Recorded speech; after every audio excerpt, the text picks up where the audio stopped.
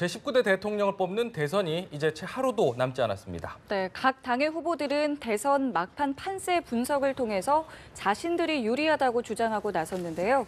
세 분과 함께 오늘 대선 분석해 보도록 하겠습니다. 박태우 고려대 연구교수, 양문석 공공미디어연구소 이사장, 배종찬 리서치앤리서치 본부장 나오셨습니다. 안녕하세요. 네, 안녕하세요. 어서 오십시오. 네.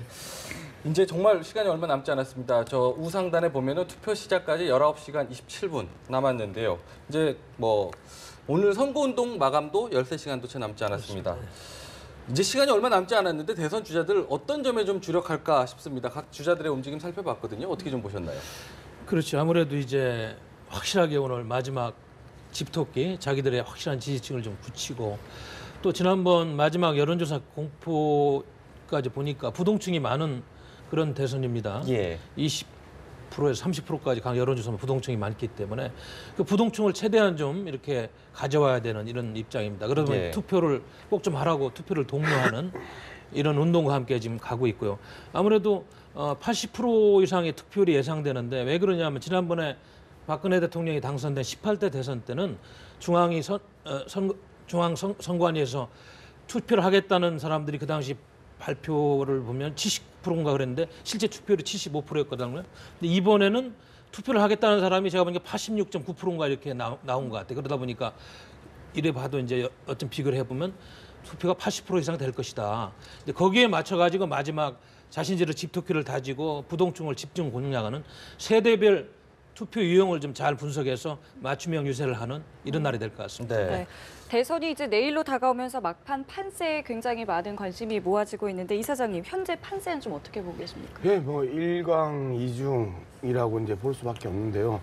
항상 우리가 이제 두 가지 측면을 좀 생각해봐야 되는데 첫 번째 공식 선거 운동이 시작되기 직전에 여론조사가 크게 결과까지 바뀌지 않았다는 것들이 일반적인 평가였고 그다음에 역대 대통령 선거에서 나타났던 경향성이었습니다.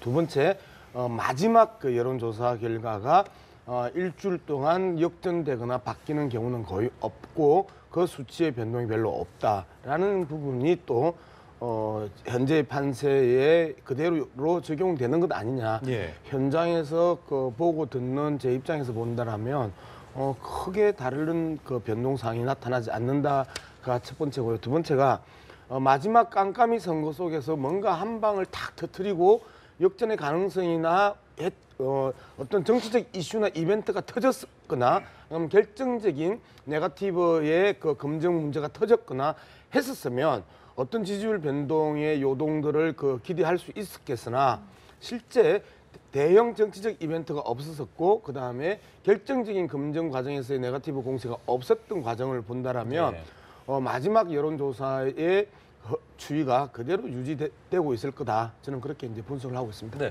양 이사장께서는 깜깜이 기간에 특별한 대형 변수는 없었다라고 얘기하지만 크고 작은 변수들은 좀 있었던 것 같아요. 어떻게 변화가 전혀 없었을까요?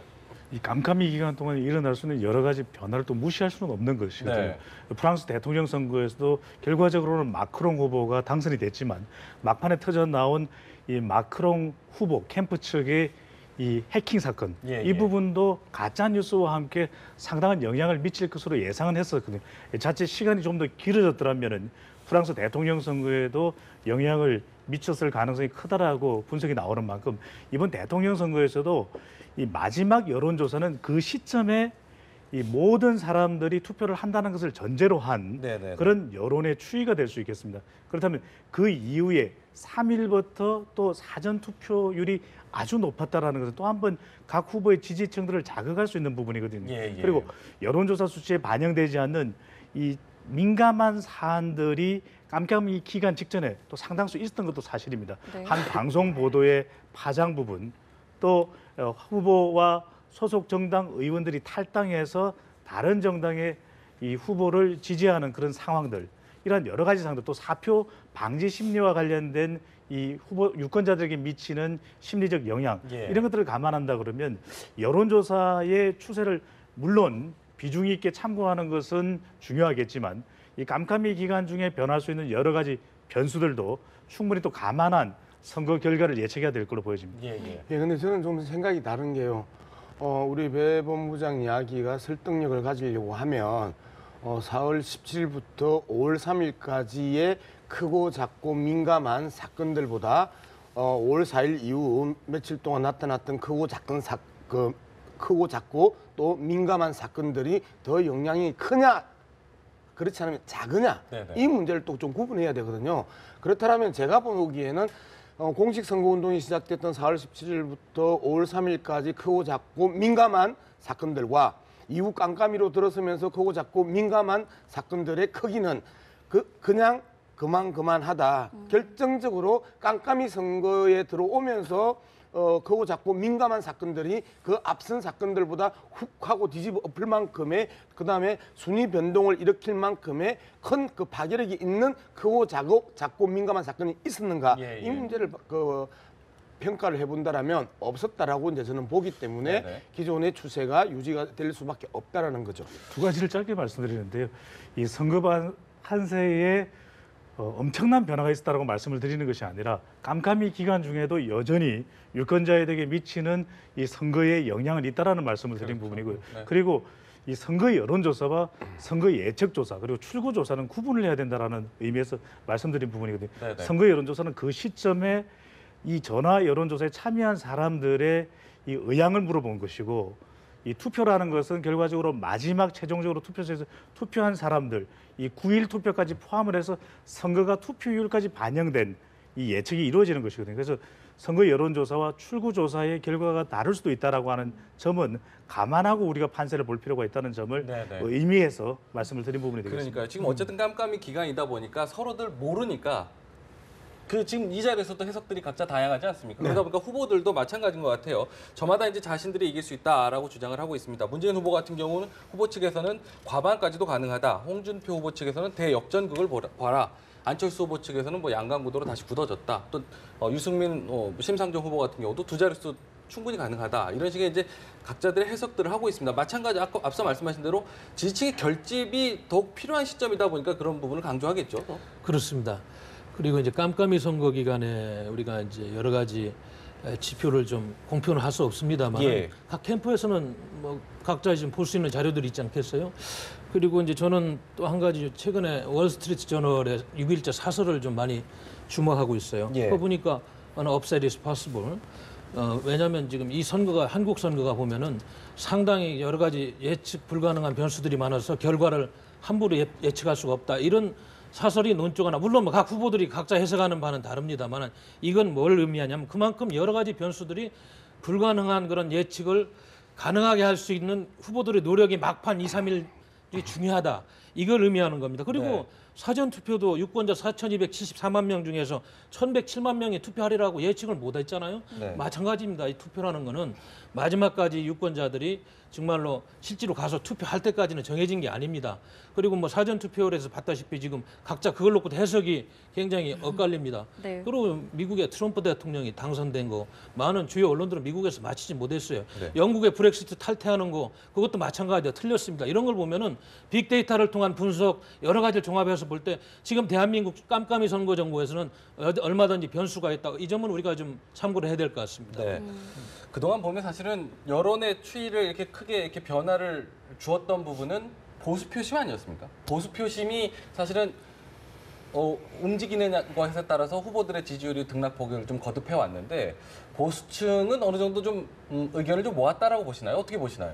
보수표도 이 과연 깜깜이 기간 중에 어느 쪽으로 움직일지 저희들이 단언하기가 쉽지 않은 부분이 있거든요. 예, 예. 이번 대통령 선거가 이념 대결 또는 지역 대결이 아니라 세대 대결이 되고 있다는 점 때문에 막판까지 보수 표심은 노마드 표심이라고 해서 어느 후보 쪽으로 집중적으로 또 몰표가 쏟아질지는 알 수가 없는 상황인데 그럼에도 불구하고 선거 이 마지막 공표될 수 있었던 여론조사 결과를 보면은 이 보수 표심이 안철수 후보 쪽으로 갔다가 다시 홍준표 후보 쪽으로 이동하면서 홍준표 후보가 상승세를 또 유지하는 예. 보여주는 그런 선거 결과가 나타나게 됐거든요. 그럼에도 불구하고 우리가 숨어 있다라고 하는 보수 표심도 결과적으로는 여론조사에 간접적으로 나타날 수 있는 부분이고 설사 여론조사에 나타나지 않았다 하더라도 샤이 보수 표심이라는 것이 대체로 어떤 성격을 띨지에 대해서는 이 나름대로 또 추정이 가능한 부분이 있거든요. 예. 이것이 전통적인 이 보수 지지층의 성향을 띠면서 홍준표 후보 쪽으로 갈지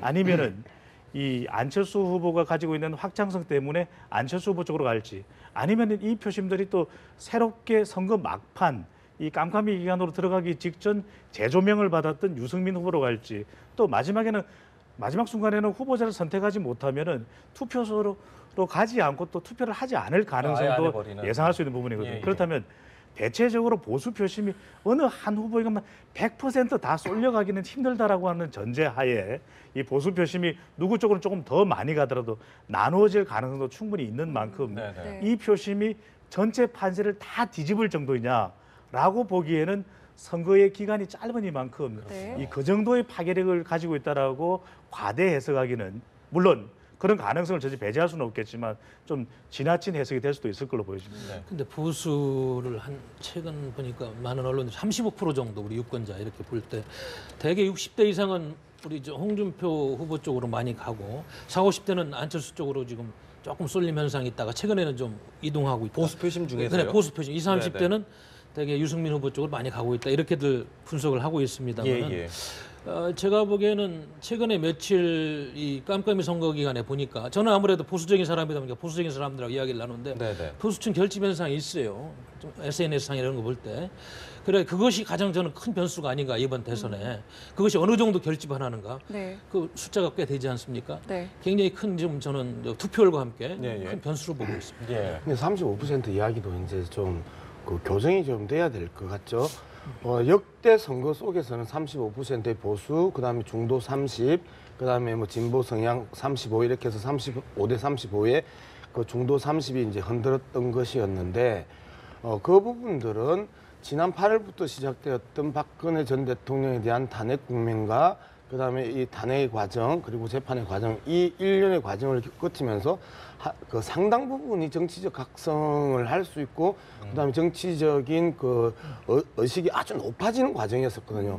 그러면 실질적으로 보수가 어느 정도 될 것이냐는 반기문 총장이 대통령 선거를 출마하면서 받았던 최대의 지지율이 23사 정도에 머물렀습니다. 예. 그 23사가 조금만 검증하면서 20% 밑으로 떨어졌던 과정들. 이미 그러면 35%에서 한 20%까지 이제 쪼그라드는 게 보수 성향의 유권자의 그 충성심이다라고 본다라면 한 20%가 계속 이제 그 흔들려 왔단 말이에요.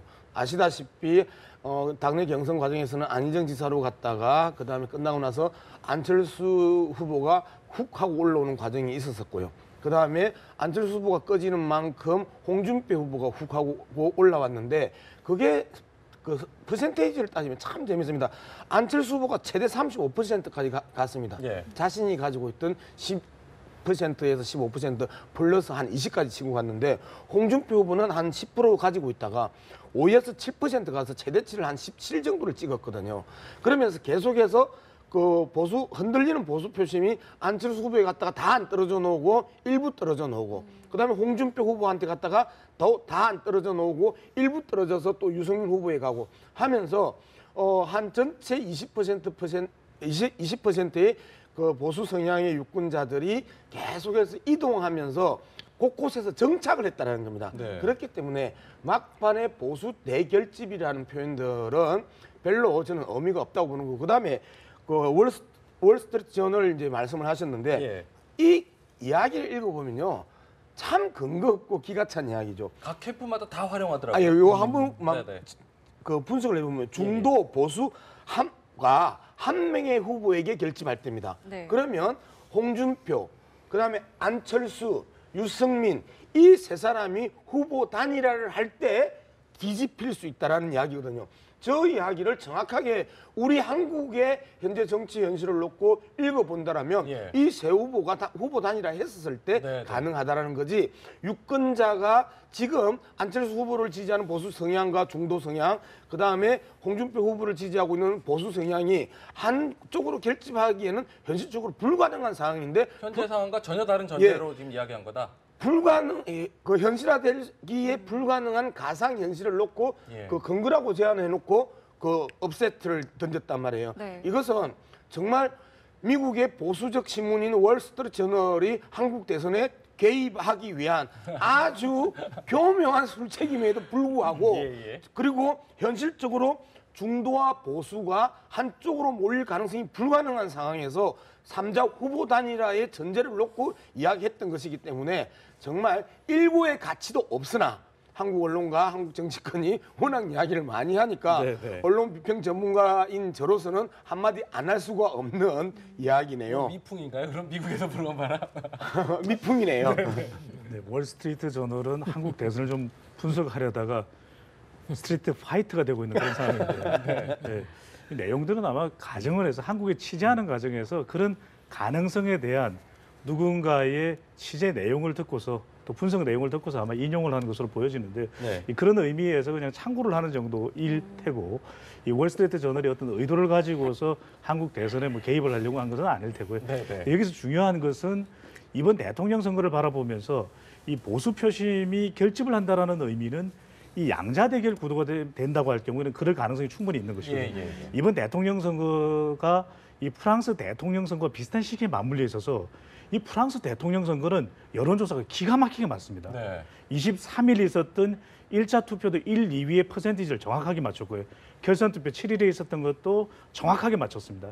근데 마크롱 후보 같은 경우에는 이 중도와 또 이 진보 진영까지 결합을 하면서 마크롱 후보가 한 65% 이 출구조사 결과 또 실제 득표도 거의 비슷하게 나왔고요. 63%로. 극우의 르펜, 마린 르펜의 경우에는 35%가 나왔는데 이 보수만 결집을 하게 된 것이거든요. 그렇다면 이번 대통령 선거에서도 보수 결집만으로는 대통령 당선이 그래서 쉽지가 않다라는 것입니다. 항상 프랑스 대통령도 그렇고 한국 대통령도 그렇고 이 두 이념을 가져갈 수 있어야 대통령 당선이 되는 것이거든요. 그렇군요. 실제 7일 날 이 파리에서 투표하는 그런 유권자들을 취재한 내용들을 보더라도 멜랑숑이거든요. 멜랑숑은 좌파입니다. 급진 좌파의 멜랑숑을 지지하지만 극우의 르펜을 막기 위해서 이 마크롱을 지지하는 그런 유권자들이 나오고 있거든요. 결선 투표 효과이기 때문에. 그래서 이번 이러한 이 막판 깜깜이 기간에 결집이다 어쩐다 하는 또는 단일하다 어쩐다 하는 이런 것들을 방지하기 위해서는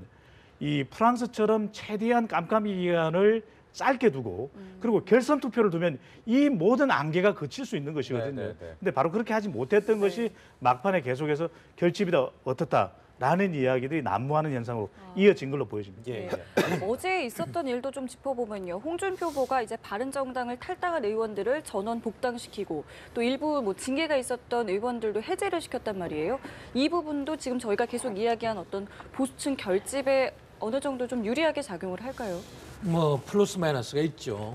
유승민 후보가 또 그 부분을 공략하면서 부정적인 면을 이야기하고 있습니다만은 제 생각에는 그렇습니다. 지금 보수의 표심이 지금 모이고 있기 때문에 전체적으로 그걸 엮을 수 있는 분위기를 만들어주는 것이 당원의 그 104조인가요? 그 후보가 모든 걸 할 수 있는 그 전권을 발동해서 일단은 3명의 친박 의원들의 징계를 당원권 정지를 시키고 56명의 탈당한 의원, 지자체, 잔치장, 기초의원들을 복당을 했어요. 이걸 뭘 의미하냐면 그동안에 갈라져 있던 친박의 어떤 표심을 갖다가 하나로 묶을 수 있는 프로스 의원이 많기 때문에 그렇게 한 거예요.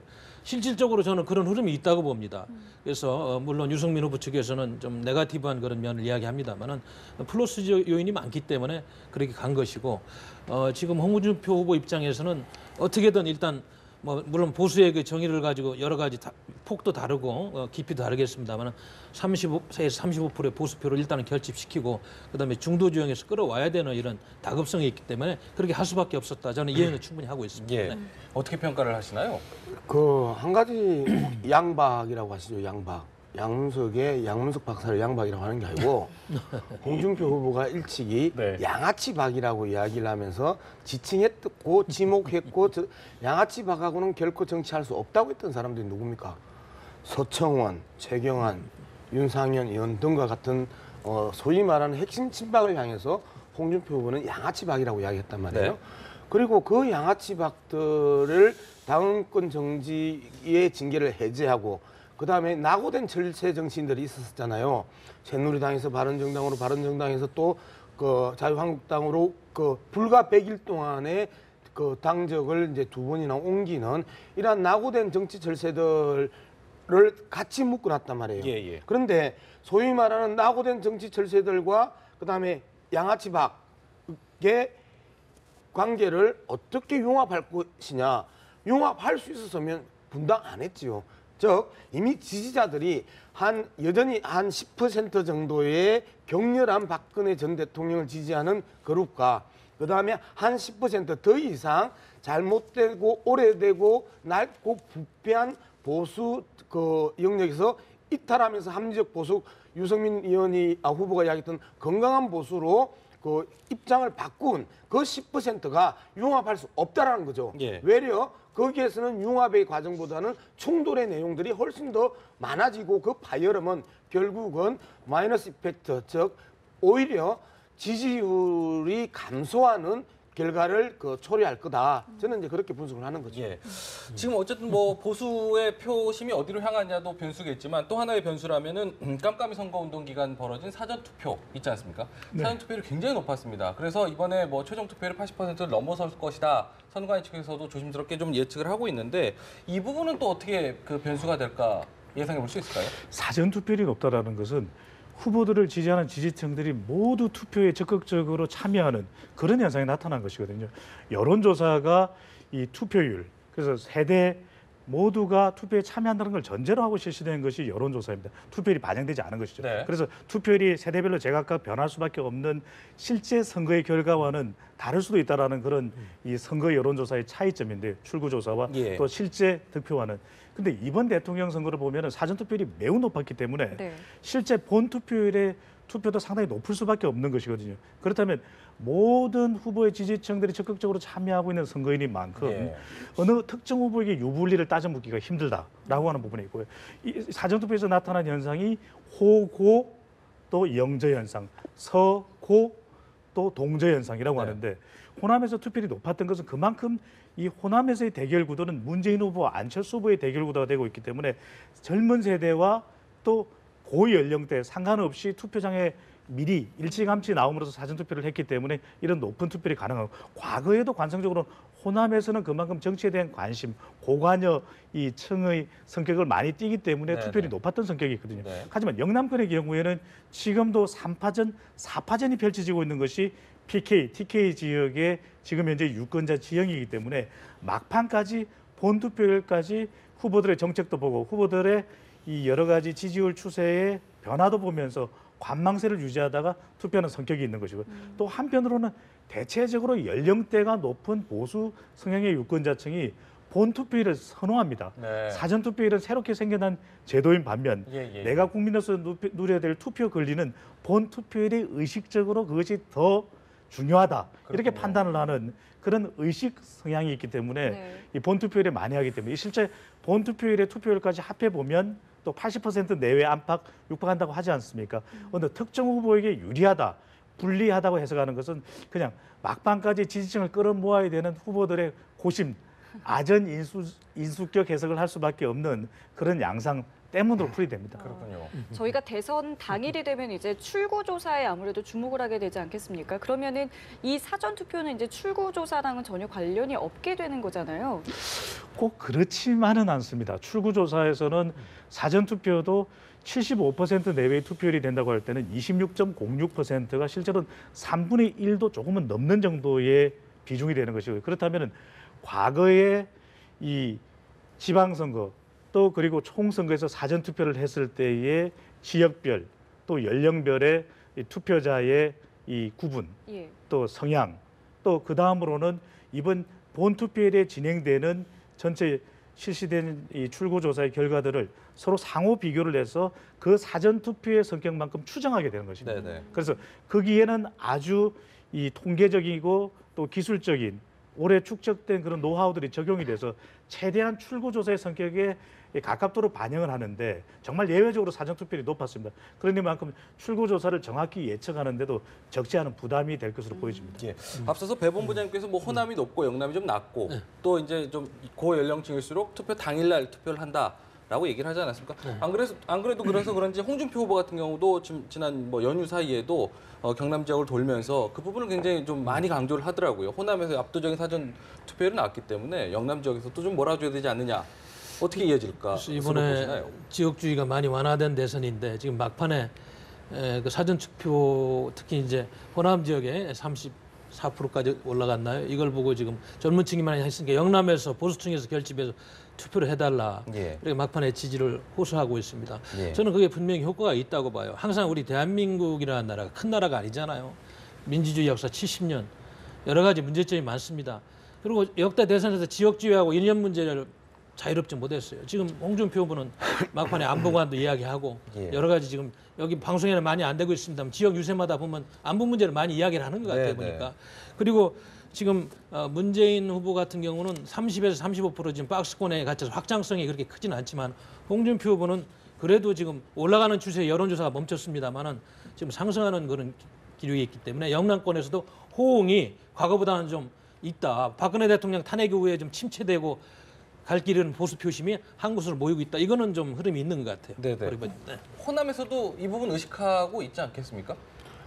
호남에서 의식하는 것보다는 영남에서 의식하는 경우가 이제 정도가 많죠. 왜 그러냐면 호남에 가가지고 지역구도 이야기를 하는 순간에는 사실상 그 사람이 엄청난 손해를 볼 수밖에 없는 거잖아요. 왜 그러냐면 지역 차별의 가장 큰 희생자가 호남이라고 자타가 공인을 하고 있는 상황에서 지역 차별적 이 표심 공략은 무조건 마이너스 영역인데 그렇겠군요. 오히려 이제 영남에 있어서 홍준표 후보가 계속해서 지역과 그다음에 색깔을 가지고 이제 표심 공략을 하고 있잖아요. 그런데 의외로 지난 이 이야기가 이번 선거 막판에만 하는 이야기가 아니고 홍준표 후보는 일관되게 이야기를 해왔고 그다음에 보수정당이 심지어 바른정당마저도 색깔과 지역에 대해서 집중 공략을 해왔음에도 불구하고 그 더 이상의 상승이나 자신들에게 유리한 국면을 창출하지 못했다라는 거예요. 이미 영남 유권자 상당한 그 유권자들이 그래 지역 감정에 그다음에 색깔 공세에 우리가 너희들에게 그만큼 표를 몰아줬고 몰표로 지원했는데 이 결과가 뭐냐? 이게 나라 꼴이 뭐냐라고 하는 현재 보수 정치 10년의 결과를 놓고 상당 부분 분노하고 있는 것들이 결국 각종의 여론조사 과정에 있어서 드러났단 말이죠. 이렇게 드러났고 그 과정에 있어서 이 보수 정치인들이 공략하지 않았으면 막판에 이걸 공략하면서 효과가 있을 텐데라고 하는데 집중적으로 공략했음에도 불구하고 요지부동의 표심이 계속해서 유지했는데 선거 막판 한 며칠 앞두고 색깔론과 그다음에 지역주의를 조장한다 하고 그걸 가지고 표심을 공략한다 해서 흔들릴 표심은 아니다. 지난 8개월 동안에 박근혜 전 대통령이 탄핵 전 과정에 있어서 많은 국민들이 정말 많이 각성했다라는 부분들을 읽지 못하고 있다. 시대 정신을 놓치고 있는 것 아니냐 저는 그렇게 생각을 합니다. 네.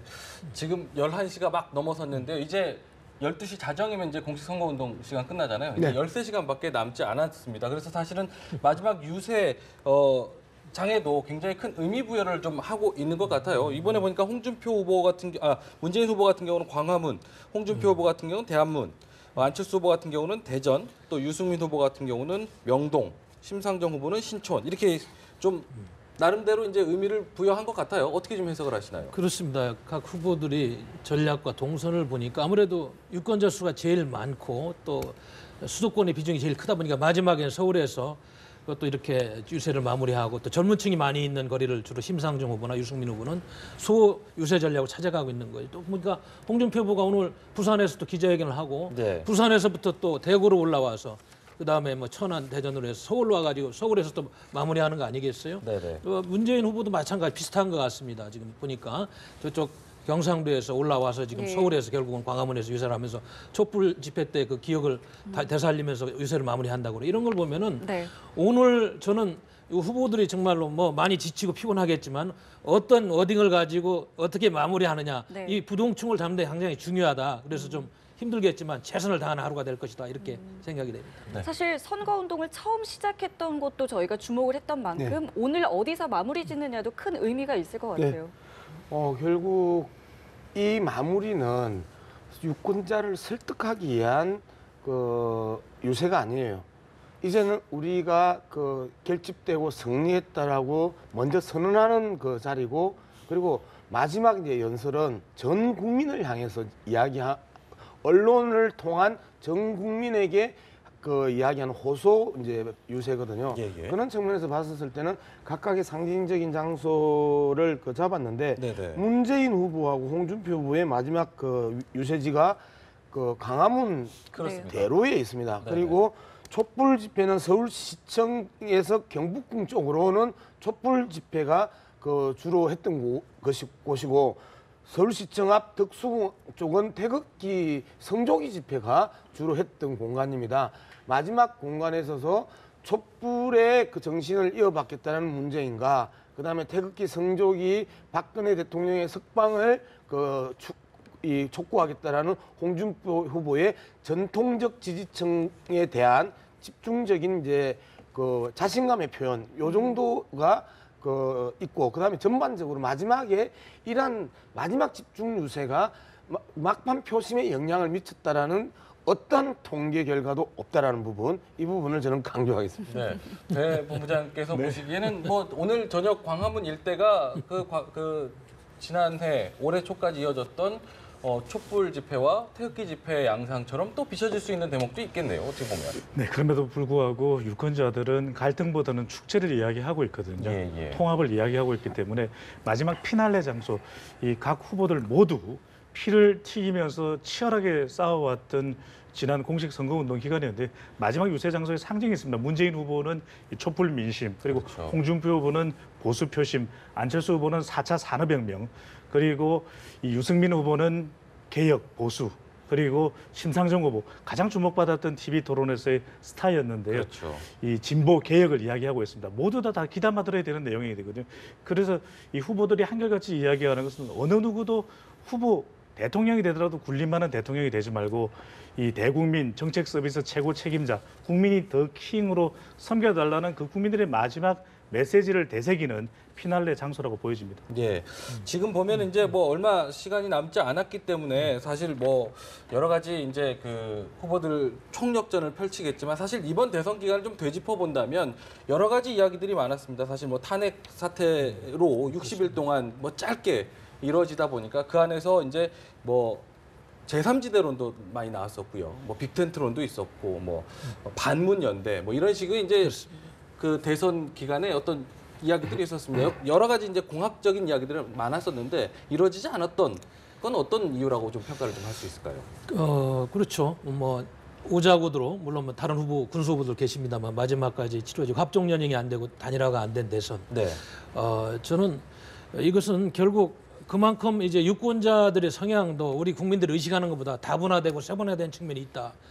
물론 그 각 주자들이 마지막까지 갈 때는 정말로 뭐 창피당할 정도의 지지율밖에 안 온다면 중간에 뭐 그만둘 수 있습니다만은 나름대로 자기의 가치와 자기가 추구하는 정치 철학을 자기 지지자들한테 이야기하면서 심판을 받아보겠다는 자신감이 있는 거예요. 이거는 대한민국 민주주의가 한 단계 업그레이드했다는 걸 의미합니다. 아주 좋은 현상이라고 보고요. 그러나 이제 아까 우리 양문석 의원님 말씀하셨습니다만은 지금 보수 대 진보 이 프레임이 완전히 없어진 건 아니라고 봅니다. 지금도 마지막에 보면 진영 논리가 물론 이제 공영 방송에서는 그게 안 다뤄지고 있습니다만 SNS라든지 이런 영역들을 보면 아직도 그 진영 논리, 이념 논리가 많이 지금 왔다 갔다 하고 있어가지고 많은 영향을 주고 있어요. 특히나 과거에는 SNS 그러면 뭐 4, 5, 60대는 뭐 잘 안 하는 걸로 알았는데 지금 5, 60대, 70대까지 SNS를 다 할 줄 압니다. 그렇기 때문에 시대가 바뀌고 있고 이래가지고 많이 달라진 대선이다. 특히 우리 유권자들이 정말로 우리 정치인들이 과거에 뭐 말로는 뭐 적폐청산하고 통합한다고 그러는데 정말로 너희들 기득권을 버리고 국가와 민족을 위해 일할 수 있는 지도자가 누구냐? 정말 겸허하게 판단하고 그들의 실체를 볼 수 있는 TV 토론에서도 이번에 원고 없이 한번 해보니까 또 새로운 면이 나오잖아요. 예. 군수 후보들이 좀 선전을 하고 그래서 새로운 대선입니다. 정치는 항상 바뀌고 있고 정말로 위선과 탈선, 잘못된 그런 관념을 가지고 국민들을 대하다간 앞으로 어려운 지경에 처할 것이다. 좋은 현상이라고 봅니다. 저는. 네. 어떻게 평가를 하시나요? 전에 없던 선거 구도 같은 모습인데요. 근데 저는 뭐 한 가지 사례를 이야기를 하면서 마무리를 하려고 그러는데 아직 시간 더 많이 남았습니다. 많이 남았어요. 네. 많은 유권자들이 언론에 타지 않는 많은 유권자들 속에는 정치에 대한 불신이 크거든요. 예. 그리고 국민들이 뽑아준 권력으로 도둑질했다, 도둑질한다, 도둑질할 것이다 라고 하는 이 정치 불신이 가장 큽니다. 그래서 제가 만났던 그 주변에 많은 사람들 중에 아주 자주 듣는 이야기가 나는 이번 대통령 선거 후보 기준이 당신들이 뭐라고 이야기하는 것들에 대해서는 별 관심 없다. 가장 도둑질 적게 해먹을 사람은 뽑을 거다. 그러니까 도둑질 안 해먹을 사람이 아니고 가장 적게 도둑질 해먹을 사람 뽑을 거다는 겁니다. 즉 여기는 지역도 이념도 없는 거지요.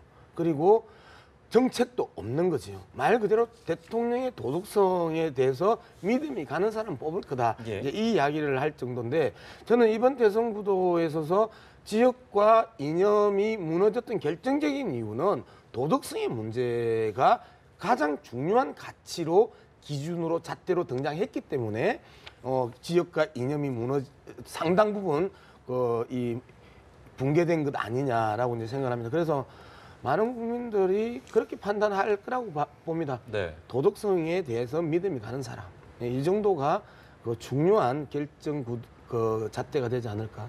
회 본부장님 보시기에는 역대 대선과 이번 대선 특별히 좀 구분 지을 수 있을 만한 다른 점이 있다면 어떤 것이 있었을까요? 역대 대통령 선거에 비하면 유권자들의 눈치를 많이 보는 네. 그래서 후보자들이 유권자들의 요구에 최대한 민감하게 반응하고 또 그 요구를 수용하려는 적극적인 태도를 보인 그런 선거라고 보여지고 예. 과거에는 군림하려고 하는 대통령 지지층의 이 요구와 또 요구만 만족시키면 되는 그런 후보들의 성격이 강했다면 이번에는 이 유권자를 또 정파를 초월해서 또 세대를 초월해서 그리고 지역을 초월해서 유권자들에게 다가가려는 노력을 했다라고 하는 점 큰 또 변화라고 볼 수 있는데 예. 이러한 변화들이 유권자의 힘에 의해서 이루어졌다는 것이 어떻게 보면은 이번 이 대통령 선거의 가장 다른 점이라고 볼 수 있는 것이거든요. 네네네. 국민들은 이야기를 하고 있습니다.